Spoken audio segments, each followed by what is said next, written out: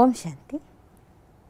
ഈ പ്രപഞ്ചത്തിലെ ചില നിയമങ്ങൾ നമുക്കാർക്കും മാറ്റിമറിക്കാനാവുകയില്ല, അനുസരിക്കാതിരിക്കാനാവുകയില്ല. ആ പ്രപഞ്ച സത്യങ്ങൾക്കനുസരിച്ച് നമ്മുടെ ജീവിതത്തിനെ ട്യൂൺ ചെയ്യാം.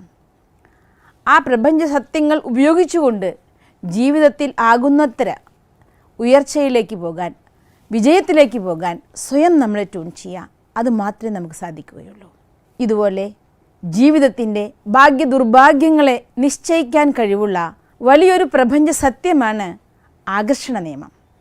ഇന്ന് ഈ ആകർഷണ നിയമത്തെക്കുറിച്ചാണ് നമ്മൾ ചർച്ച ചെയ്യാൻ പോകുന്നത്. ഓരോ ദിവസവും പ്രഭാതം പൊട്ടിയുണരുമ്പോൾ ഉത്സാഹവും ഉന്മേഷവും നൽകിക്കൊണ്ട് ഒരു ജീവിതത്തിൻ്റെ ആരംഭം കുറിക്കുകയാണ്.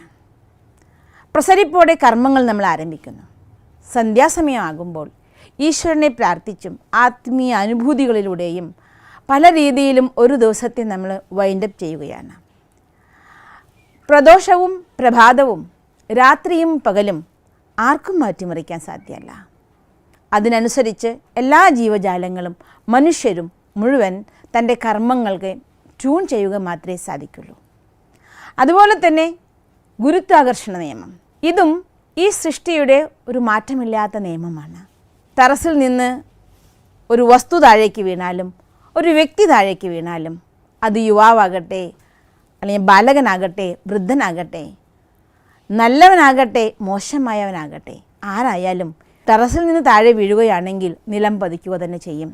കാരണം ഗുരുത്വാകർഷണ നിയമം മൂലം ഏതൊരു വസ്തുവും ഞെട്ടറ്റാൽ നിലം പതിക്കുക തന്നെ ചെയ്യും. ഇത് ഒരു പ്രപഞ്ച സത്യമാണ്.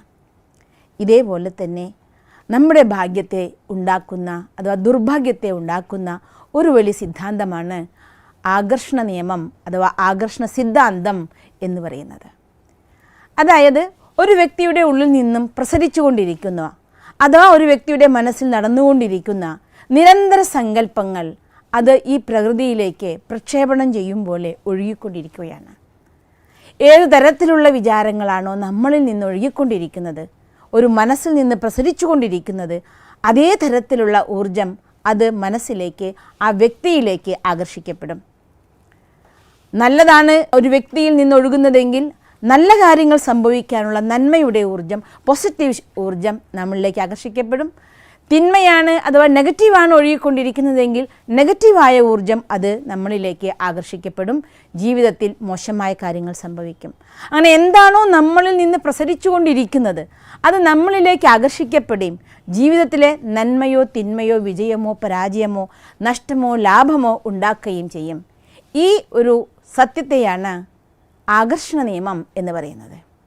ഒരു വ്യക്തി അറിഞ്ഞുകൊണ്ടോ അറിയാതെയോ അവൻ്റെ ഉള്ളിൽ നിരന്തരം ഒഴുകിക്കൊണ്ടിരിക്കുന്ന വിചാരം നെഗറ്റീവായതോ മൂഡ് ഓഫിൻ്റെയോ സങ്കടത്തിൻ്റെയോ വിഷമത്തിൻ്റെയോ ആയിക്കഴിഞ്ഞാൽ അവനിലേക്ക് അതേതരം സങ്കടം ഉണ്ടാക്കുന്ന സാഹചര്യങ്ങൾ നിർമ്മിക്കുന്ന സംഭവങ്ങൾ സംഭവിക്കാനുള്ള രീതിയിലുള്ള ഊർജം ഈ പ്രപഞ്ചത്തിൽ നിന്ന് അഥവാ ബ്രഹ്മാണ്ടത്തിൽ നിന്ന് അവനിലേക്ക് ഒഴുകിയെത്തും.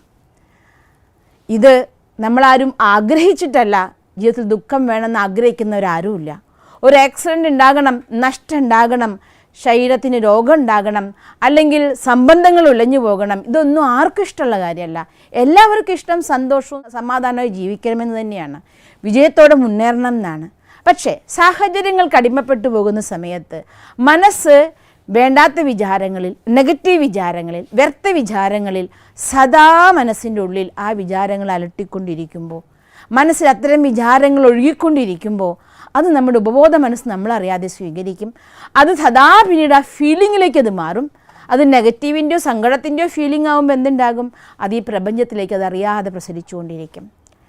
നമ്മുടെ ജീവിതത്തിൽ ആക്സിഡൻ്റ് ഉണ്ടാകണമെന്ന് നമ്മൾ ആഗ്രഹിക്കുന്നില്ലെങ്കിൽ പോലും ആക്സിഡൻ്റ് ഉണ്ടാകുമ്പോൾ, നഷ്ടമുണ്ടാകുമ്പോൾ, ദുഃഖമുണ്ടാകുന്ന ഫീലിംഗ് അത് നമ്മൾ സദാ അതുപോലെ വേറെ എന്തെങ്കിലും കാര്യത്തിന് ഫീൽ ചെയ്തുകൊണ്ടിരിക്കുകയാണെങ്കിൽ, സങ്കടപ്പെട്ടുകൊണ്ടിരിക്കുകയാണെങ്കിൽ അത്തരം ദുഃഖത്തിൻ്റെ അനുഭവങ്ങൾ ഉണ്ടാകുന്ന അഥവാ പരാജയത്തിൻ്റെ വിഷമത്തിൻ്റെ സാഹചര്യങ്ങൾ സൃഷ്ടിക്കുന്ന ഊർജം നമ്മളിലേക്ക് ഈ പ്രപഞ്ചത്തിൽ നിന്ന് ഒഴുകിയെത്തും. അത് പലപ്പോഴും സ്ഥൂലത്തിൻ്റെ ഭാവം കൈക്കൊള്ളുമ്പോൾ നഷ്ടങ്ങളായിരിക്കാം, രോഗങ്ങളായിരിക്കാം, ആക്സിഡൻറ്റുകളായിരിക്കാം, അങ്ങനെ പല രീതിയിലും നമുക്ക് നഷ്ടങ്ങളുണ്ടാക്കും. പക്ഷേ ഇതിനെ നമുക്ക് ലാഭമാക്കി മാറ്റാൻ സാധിക്കും. കാരണം വിചാരം വരുന്നത് നമ്മുടെ മനസ്സിൽ നിന്നാണല്ലോ. അപ്പോൾ നമ്മുടെ മനസ്സിൻ്റെ ഉള്ളിൽ സദാ നമ്മൾ അറിഞ്ഞുകൊണ്ട് നല്ല വിചാരങ്ങളെ കൊണ്ടുവരാൻ, അഥവാ നമ്മുടെ മനസ്സിനെ ശാന്തമാക്കാൻ നമ്മൾ പ്രയത്നിക്കണം, അഥവാ സാധന ചെയ്യണം. അതിനുവേണ്ടി പ്രാർത്ഥന, മെഡിറ്റേഷൻ തുടങ്ങിയ കാര്യങ്ങളിലൂടെ നമ്മുടെ മനസ്സിനെ നമ്മൾ ശാന്തമാക്കുന്ന സമയത്ത് നമുക്ക് ശാന്തമായ മനസ്സിലേക്ക് ശക്തിയും ഗുണങ്ങളും ഒഴുകിയെത്തും. ഉത്സാഹത്തോടെ കർമ്മങ്ങൾ ചെയ്യാൻ നമുക്ക് സാധിക്കും, സന്തോഷം അനുഭവിക്കാൻ സാധിക്കും. റിസൾട്ട് എന്താകും? നമ്മളിൽ നിന്ന് പോകുന്ന പോസിറ്റീവ് ഊർജ്ജം ഇനിയും നല്ല കാര്യങ്ങൾ ചെയ്യാനും നല്ല സാഹചര്യങ്ങളും സന്ദർഭങ്ങളും അവസരങ്ങളും നമ്മൾ പോലും സ്വപ്നം പോലും കാണാത്ത കാര്യങ്ങൾ പോലും നമ്മളിലേക്ക് ആകർഷിക്കപ്പെടുകയും ചെയ്യും.